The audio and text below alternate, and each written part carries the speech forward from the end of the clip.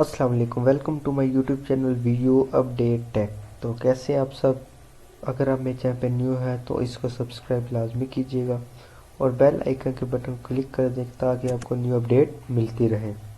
बिना time waste किए अगर आप मेरे चैनल पे न्यू है तो इसको सब्सक्राइब लाजमी करें। और चलते हैं अपने एमसीक्यूज की तरफ। Who was working has a victory of India had the time of Bengal separation in 1905। मतलब 95 में जो बंगाल के हुई थी, जो जंग हुई थी, उसमें हमारे पास कौन सा वो था। तो हमारे लॉर्ड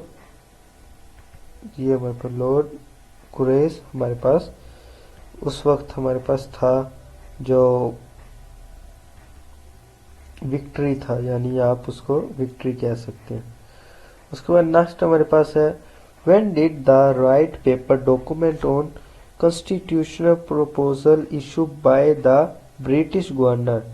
तो कब यानी ये डॉक्यूमेंट प्रपोजल इशू हुआ था, तो ये हमारे पास मार्च 1933 में। ये तारीख याद करना बहुत मुश्किल है लेकिन ये आपको याद करनी पड़ेगी। Which political party form the governor in the NWEP after the election of 1945 to 46। तारीख आपने याद रखनी है कि 1945 टू 46 कौन सा ऐसा इलेक्शन था। तो वो हमारे पास, इसमें हमारे पास जो CMCQs है, खुदाई खिदमतगार स्पोर्ट ऑफ कांग्रेस, ये वाली थी हमारे पास जो फॉर्म की गई थी 1945 में 1946 तक। Who did more the resolution in Delhi convention for the separate state. तो इसका जो हमारे पास करेक्ट MCQ है वो है सरदार अब्दुल राब, ये वाला। मतलब कि जो हमारे रेजोल्यूशन दिल्ली कन्वर्सेशन में सेपरेट स्टेट की गई थी वो किसने की थी, तो वो हमारे पास की थी सरदार अब्दुल राब नश्तर ने। उसके बाद नेक्स्ट हमारे पास MCQ नंबर 6 है why did the Shimla conference of 1945 fail. तो इसका हमारे पास MCQ है ये बिकॉज, क्योंकि because of over confidence for the conference leader. जो कॉन्फ्रेंस लीडर थे उनमें ओवर कॉन्फिडेंस उन्होंने किया था जिसकी वजह से वो कॉन्फ्रेंस फेल हो गई थी। उसका नेक्स्ट हमारे पास क्वेश्चन नंबर 7 है during the Khilafat movement Chaudhry tragedy zoomed hajj significant which one of the following events belong to that incident। तो इसका हमारे पास आता है कि एक मिनट सॉरी,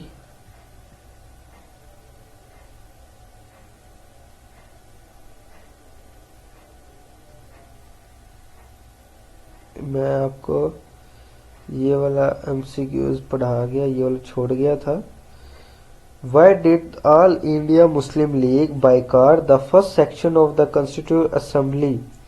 तो इसका हमारे पास बेसिकली ये वाला आता है because Congress wanted to the frame constitute of united India, तो जिसकी वजह से उन्होंने बाइकाट किया। लेकिन इसका जो MCQs है ये हमारे पास रॉन्ग है।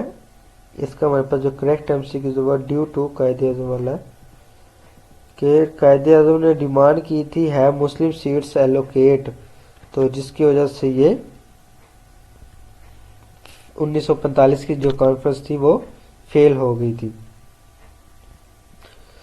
इसके बाद नेक्स्ट हमारे पास है क्वेश्चन नंबर 7 में ड्यूरिंग द खिलाफत, ये हम पढ़ लिया था। तो इसमें हमारे पास जो है वो है ये वाला MCQs number 3 a police station was the burned in the village, जिसकी वजह से ये वो हुआ था, मतलब जो दौरान खिलाफत मूवमेंट हुई थी तो वो हमारे पास ये हुई थी कि एक पुलिस स्टेशन को जला दिया गया था। उसके बाद नेक्स्ट हमारे पास क्वेश्चन नंबर 8 है on which issue Jinnah left the Congress in 1920। तो कौन सा इशू था, on the issue of non cooperation, कि नॉन कोऑपरेशन की वजह से वो लेफ्ट कर गई थी। उसके बाद नेक्स्ट हमारे पास है who was the leader of unionist party in Punjab. तो ये हमारे पास था सर सिकंदर हयात खान। सर सिकंदर हयात खान। उसका नेक्स्ट हमारे पास why did the Congress ministries reasons in 1939। तो जो 1939 में जो मिनिस्ट्री कांग्रेस की थी वो किसने की थी, तो वो हमारे पास था British declared behalf of the India without consulting Congress. उसका नेक्स्ट हमारे पास है when was the report of Muslim suffering presented by Fazlul हक। फजल हक, तो ये हमारे पास थी इन मार्च 1938 1938 में। उसके बाद नेक्स्ट हमारे पास है what did Iqbal express in his letters to Jinnah from May 1936 to November 1937। तो he mention a separate federation of Muslim province. He mentioned a separate federation of Muslim province. उसका नेक्स्ट क्वेश्चन 13 है adjacent units where Muslim are the majority has in northwest and has should be constituted as independent states where the constituent units will be atoms and sewerage.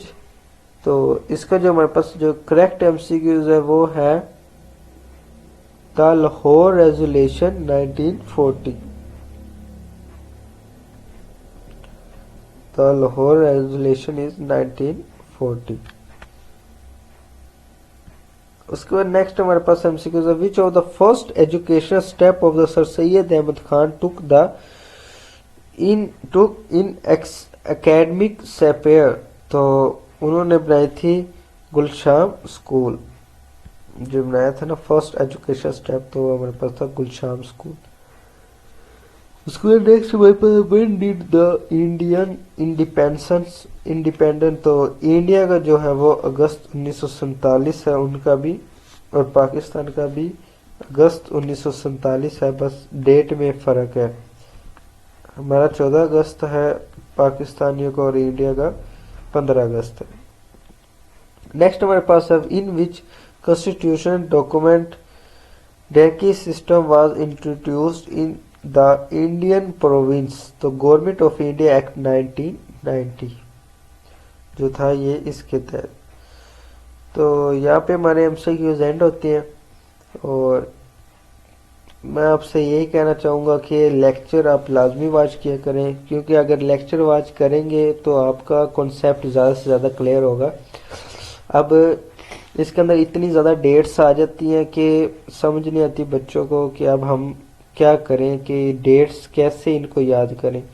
तो इन dates को याद करने के लिए आपका lectures का लेना नहायत बहुत ज़्यादा ज़रूरी है, जिसकी वजह से आपकी प्रिपरेशन अच्छी हो जाएगी और आपका मिड टर्म एग्ज़ाम अच्छे से पास हो जाएगा।